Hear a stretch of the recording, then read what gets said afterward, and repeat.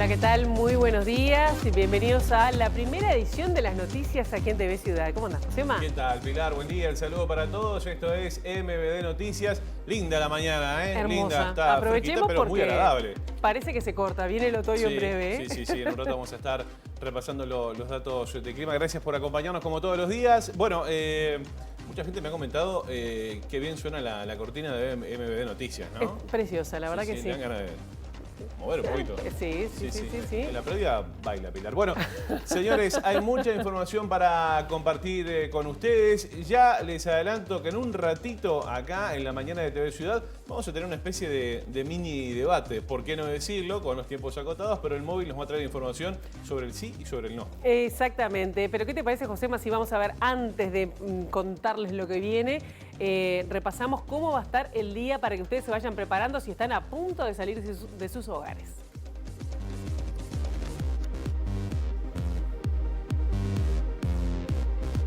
Las temperaturas para esta jornada de miércoles: 15 grados la mínima, 29 la máxima para hoy. El jueves 17 de marzo, mínima de 16 grados, máxima de 29. El viernes se complica, Pilar. El viernes ya viene la lluvia, por eso dije que tenían que aprovechar en estos 2 días que nos quedan. Viernes se viene con lluvia, ya la ven ahí, serán precipitaciones aisladas y las temperaturas extremas: 15 la mínima, 22 grados en la máxima. 18 grados es la temperatura que tenemos en estos momentos en Capital. Sí, y allí vemos las cámaras del Centro de Gestión de Movilidad. Tránsito a esta hora siempre es tránsito intenso, ¿no? Más adelante en el correo de la mañana, como siempre, vamos a estar haciendo contacto con nuestros compañeros del Centro de Gestión de Movilidad de la Intendencia de Montevideo para, bueno, conocer además cómo fluye justamente el tránsito. Lo decíamos en el arranque, ahora sí, bueno, vamos a hacer una especie de mini debate en el móvil de Luca Veloz, ¿no? Sí, exactamente. Vamos a estar conectando con dos jóvenes de distintas colectividades que defienden distintas posturas de cara al referéndum del 27 de marzo de los 135 artículos de la LUC. Y bueno, ellos van a estar comentando una iniciativa que empezó ya hace algunos meses y ha sido bien interesante, cómo se pueden buscar los puntos de encuentro y aún en las diferencias se puede charlar. De esto va a estar hablando Luca Veloz en un ratito nada más. Exacto. A propósito del referéndum del próximo 27 de marzo, sobre las cadenas, ¿no? Que se había generado polémica en la previa. Bueno, está confirmada la cadena nacional para el sí. El no va a tener un vocero que será justamente el presidente Luis Lacalle Pou, pero lo hará en conferencia de prensa. Y la polémica se genera en que él primero había dicho que no, después las cosas cambiaron, ¿no? Sí, el presidente de la República va a dar una conferencia de prensa. Estamos hablando de 22 y 23 de marzo y eso generó esa tensión que decía José María. Pero también tenemos otros temas porque son días definitorios en lo que tiene que ver con la liquidación de Casa de Galicia hasta el fin de marzo.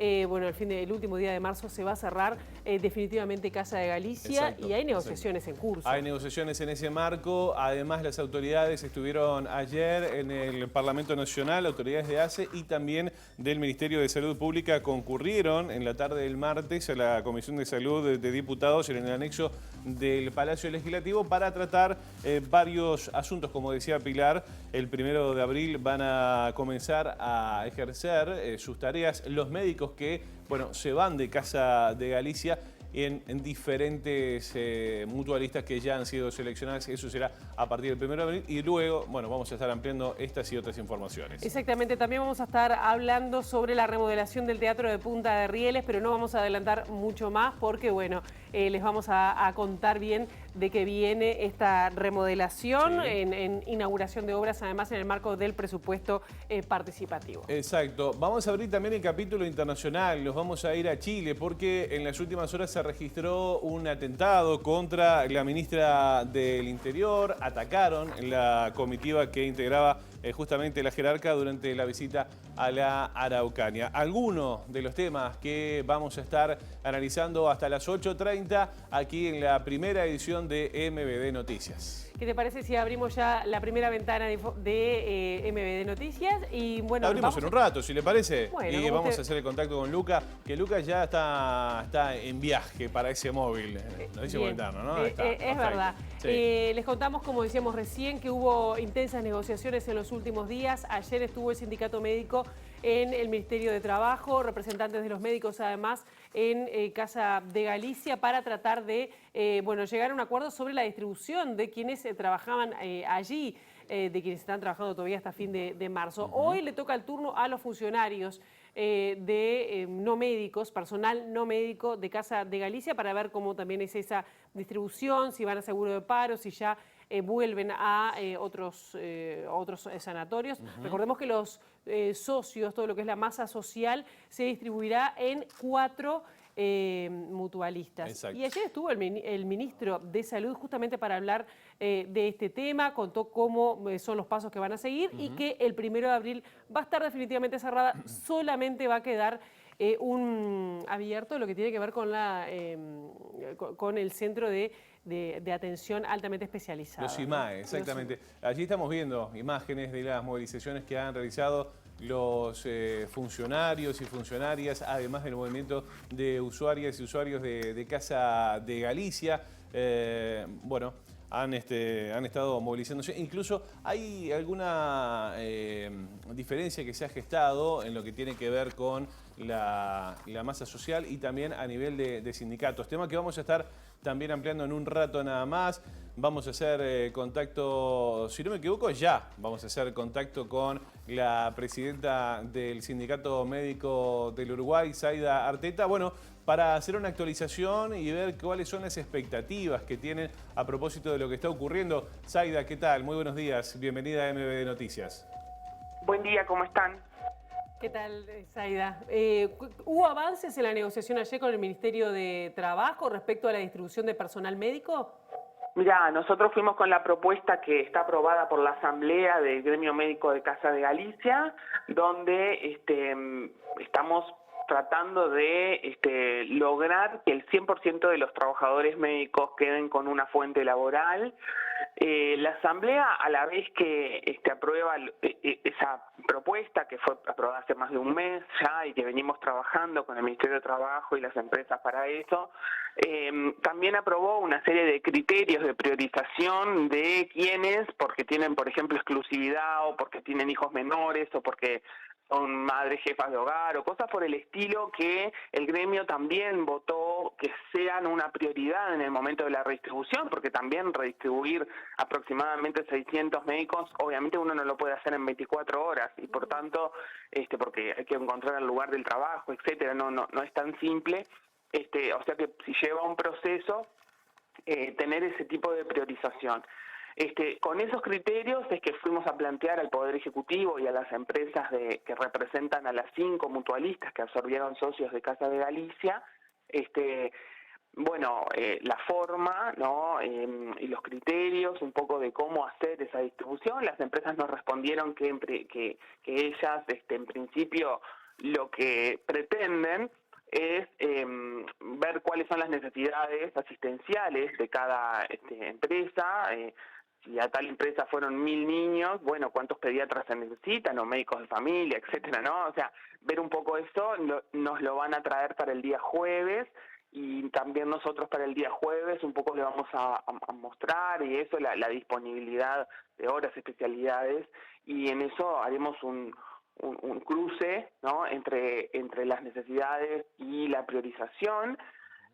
También hablamos sobre el seguro de paro especial que menciona la ley. Ese seguro de paro aún no está del todo caracterizado, requiere un decreto del Poder Ejecutivo que diga exactamente qué cosas, en qué cosas es especial, ¿no? Entonces, como en las topes o en el tema del multiempleo o en algunas cosas que estuvimos conversando, eso todavía está para dilucidarse, y tenemos un punto muy importante, que es que en el último tiempo en Casa de Galicia, al igual que en muchos lugares del sistema de salud, a los médicos se los obliga a facturar, o sea, se los obliga a trabajar por fuera del régimen del BPS con una factura, como si fuera, bueno, aportando a la caja como si vendiera servicios, cosa que no es real, porque en realidad son empleados, porque hace 5 años que trabajan en Casa de Galicia. En el último periodo, la empresa pasó médicos de la relación de dependencia a la facturación. Entonces ahora estas personas no entran en el seguro de paro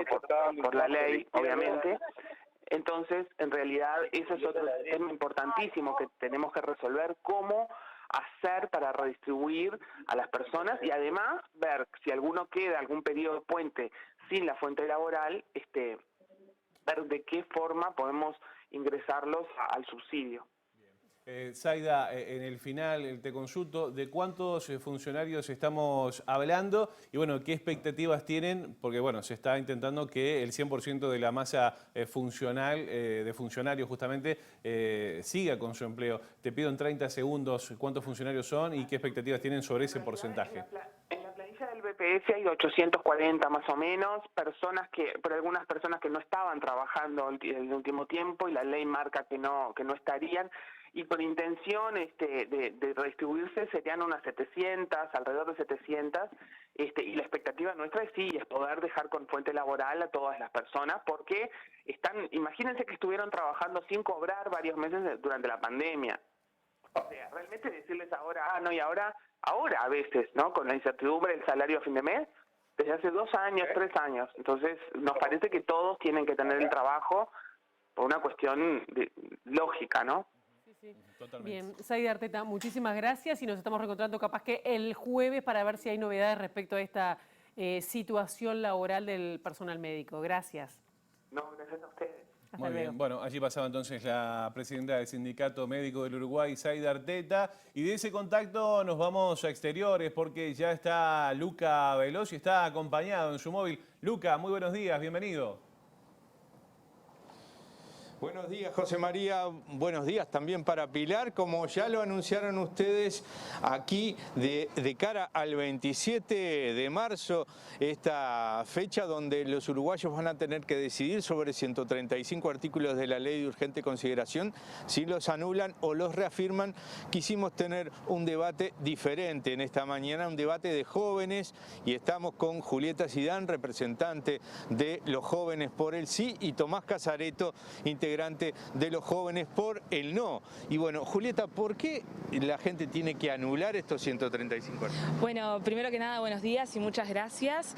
Y bueno, creo que fundamentalmente estos 135 artículos que queremos anular tienen muchos aspectos que modifican cómo entendemos los uruguayos el Estado, y creo que particularmente, si tengo que aprovechar este minuto, hablaría un poco de lo que es el Sistema Nacional de Educación Pública y la eliminación de ese Sistema Nacional de Educación Pública y todo lo que tiene que ver con el entendido de lo público dentro de la educación, que me parece fundamental que nosotros reafirmemos nuestra cultura y nuestros valores varelianos en este sentido, para justamente proteger todo lo que tiene que ver con lo público dentro de la educación, y más que nada en el artículo 193 de este nuevo estatuto docente, que modifica radicalmente, a mi entender, lo que es la vida cotidiana de los centros de educación, ¿no?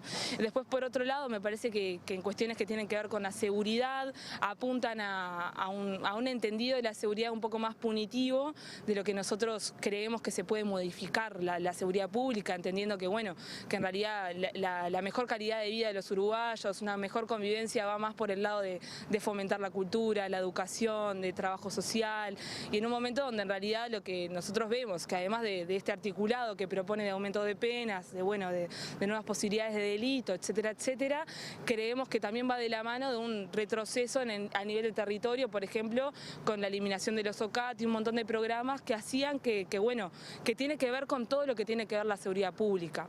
Entonces, este es un llamado a informarse, a repensar estas cuestiones que tienen que ver más que nada en cómo entendemos los uruguayos el Estado y reafirmar la seguridad de ese Estado. Nosotros entendemos que cuando hay un retroceso del Estado, lo que se beneficia es más el ámbito del privado y la regulación más de un mercado más abierto, ¿no?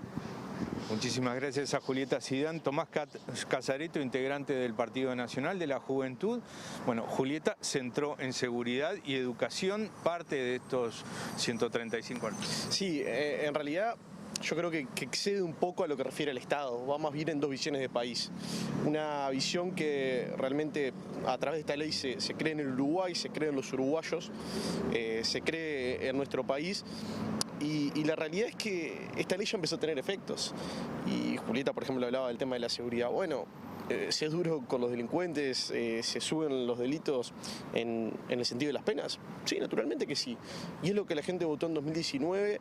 El gobierno fue coherente con lo que se había dicho, se ejecutó a través de la ley de urgente consideración y hoy en día, a partir de los 20 meses que tiene de vigencia la LUC, se ha visto cómo paulatinamente han ido bajando los delitos. Y yo creo que la gente se siente respaldada por la policía y la policía respaldada por la gente. Eso es lo que ha hecho que esto funcione. Entonces, la no derogación es justamente no derogar la seguridad, no derogar el respaldo de la policía. Y esto obviamente es solamente uno de los temas que abarca la LUC. Pero en definitiva nosotros somos de la idea de que esta es una ley totalmente descentralizadora, que justamente trata de integrar al uruguayo. Eso se ve, por ejemplo, con los cambios en la inclusión financiera, pero como eso tenemos muchos más ejemplos. Entonces, de aquí al 27 quedan 12 días más o menos, nosotros vamos a hacer todo lo posible por militar la no derogación, que entendemos que es un camino o unos primeros pasos para empezar a solucionar los problemas que tiene nuestro país. Cerrando, ¿esta ley es contra el gobierno?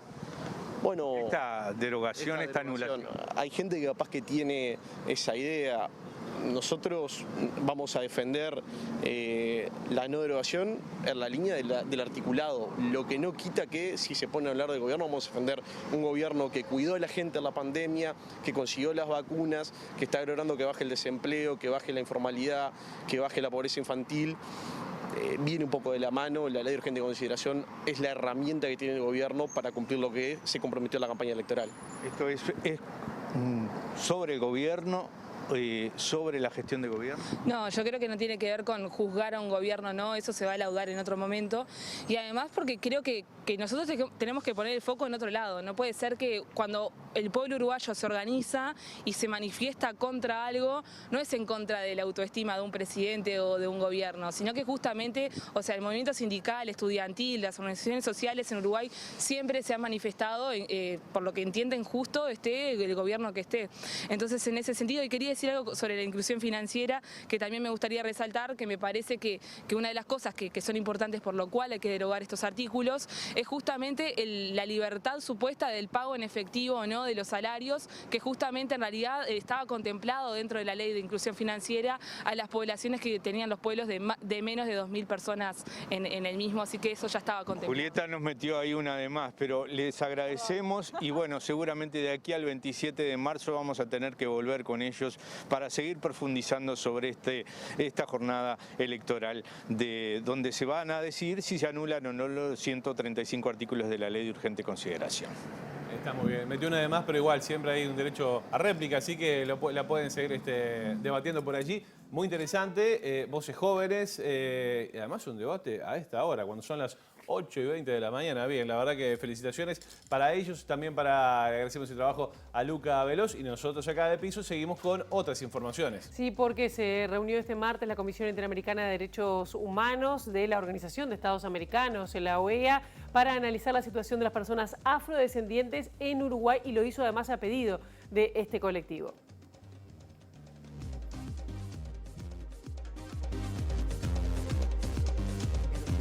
Años se han recrudecido los hechos de violencia racial y racismo, tanto en el ámbito público como de funcionarios públicos hacia la comunidad afrodescendiente como a funcionarios públicos afrodescendientes. Presentamos en ahora algunos casos que la prensa ha dado mayor relevancia.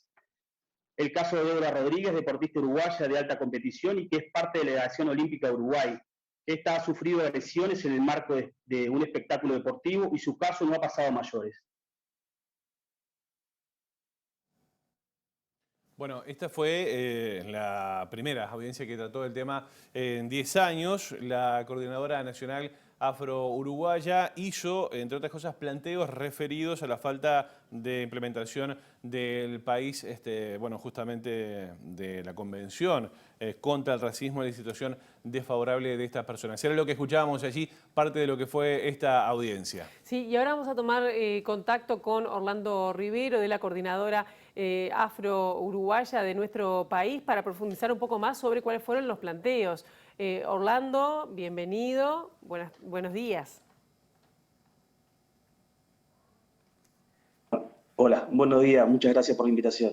Bien, ¿cuál fue la respuesta del Estado ante el planteo que ustedes hicieron en la Comisión Interamericana de Derechos Humanos? En realidad todavía tienen un lapso de tiempo para poder responder, básicamente por un informe que deberían presentar en unos 60, 90 días.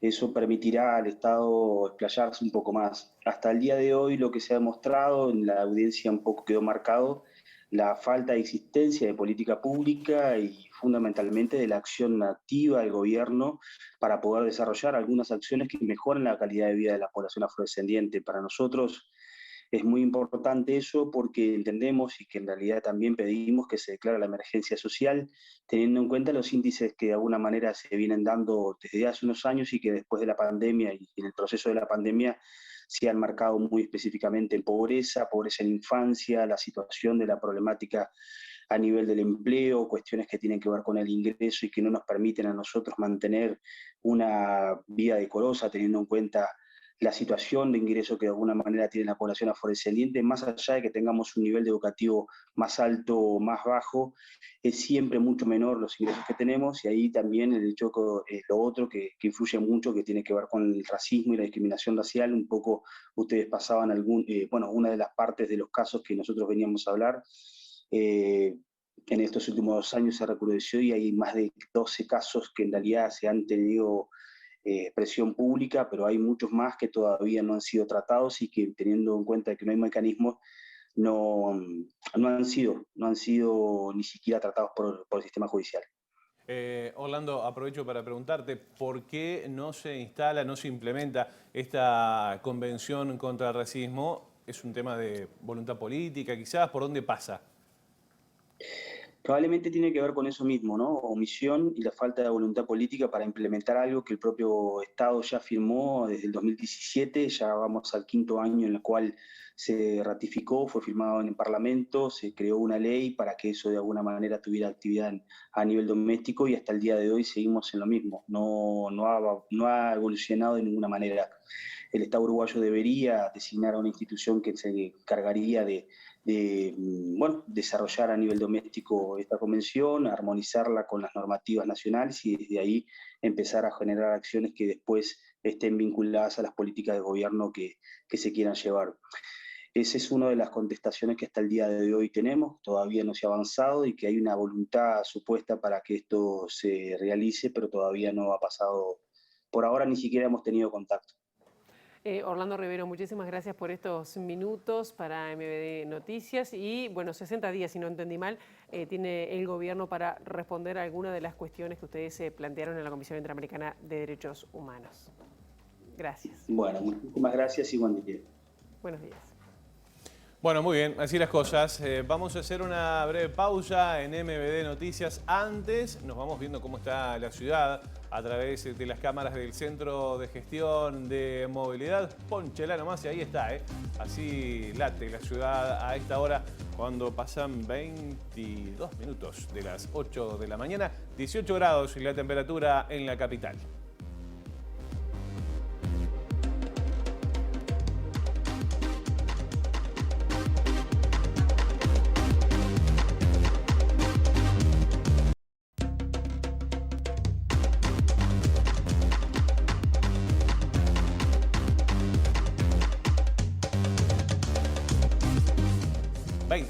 Yo que le dije recién 18.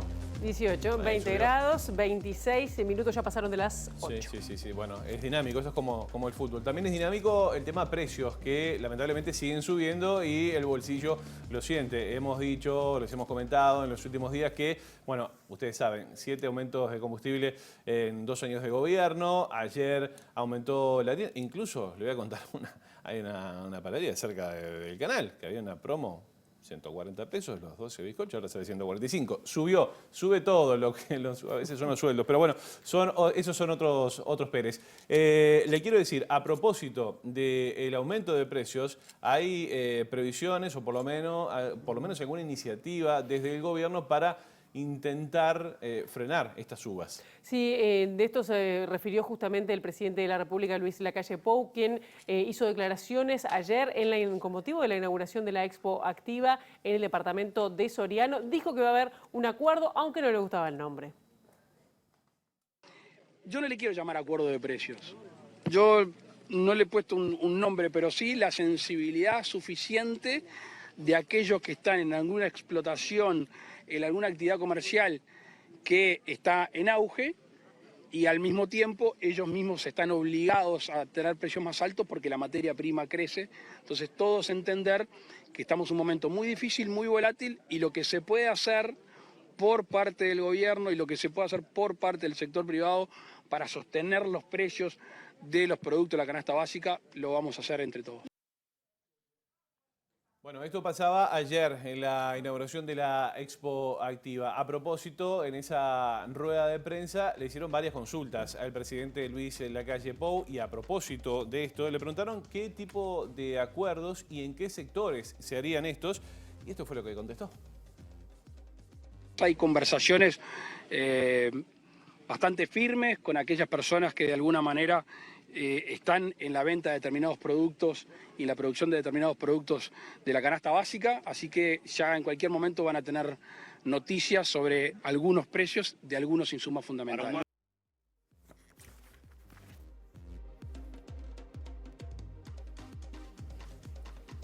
Cambiamos de tema, hubo inauguración, de obras en el Teatro de Punta de Rieles en el marco de obras que fueron votadas además en el presupuesto participativo. Mejoras fueron estructurales, por ejemplo, las tribunas estaban acá y la gente miraba de costado, entonces ya tiene una forma de anfiteatro, todos los bancos son nuevos, los pisos son nuevos, donde está para el sonido, eso es nuevo, antes el sonido tenía una mesita al costado, en realidad se renovó todo este tablado, este teatro. En lo personal para mí significa la concreción de un sueño. De algo que era muy rudimentario, que se fue haciendo paso a paso, a espaldas y con el apoyo de los vecinos, a contar con esto, que es lo que los vecinos se merecen, ¿no? Supone lo que son. Porque además esto no es solamente carnaval. Nosotros durante el año tenemos talleres, distintos talleres para los niños, para los vecinos. Tenemos un estudio jurídico del Centro de Estudiantes de Derecho. Hemos cedido espacio para las maestras comunitarias que dicten sus cursos acá. Las organizaciones sociales se utilizan para el espacio de acá, para sus distintos talleres. Se trata de una inversión de 3 millones de pesos en las obras que también contaron con recursos del municipio de Fe. Bueno, y hoy a las 11:30 se va a estar presentando la programación 2022 de la Comedia Nacional. Es la primera vez que va a estar Gabriel Calderón al frente de la Comedia Nacional y habló con MBD Noticias. Desafiante, yo estoy hace un mes y días, un mes y 2 semanas, un mes y una semana, es muchísimo trabajo, pero me encanta. La Comedia Nacional es por un lado un elenco estable de cerca de 30 artistas, y también toda una parte de la administración, de la gestión, productores, escenógrafos, vestuaristas que conforman más de 60 personas. Y después está todo el teatro independiente con el que trabajamos, ¿no? O sea, vamos a hacer coproducciones con el Teatro Circular, con La Gaviota, es un acuerdo que tenemos con la Federación Uruguaya de Teatros Independientes. Entonces es exigente, pero la responsabilidad lo pauta así, ¿no? Para quedarse tranquilo yo seguía haciendo teatro, no en mi casa, pero sí con mi carrera que ya más o menos la manejaba. Esto es un poco desafiarse y a la vez desafiar a los demás. Bien, allí teníamos a Calderón, solo para decirles a modo de adelanto que las primeras obras que se van a estrenar tienen que ver con 6 directoras mujeres. Sí, además está previsto una maratón de 24 horas de teatro. Esto lo vamos a dar a conocer más adelante y a ver más detalles en la edición mediodía de MBD Noticias con Rosina Magliarini, también en la edición central a partir de las 19 horas. Nosotros ya le estamos poniendo punto final a la primera edición de MBD Noticias. Nos vamos y ya viene Ciudad Viva. Nos vamos a Ciudad Viva, no se vayan.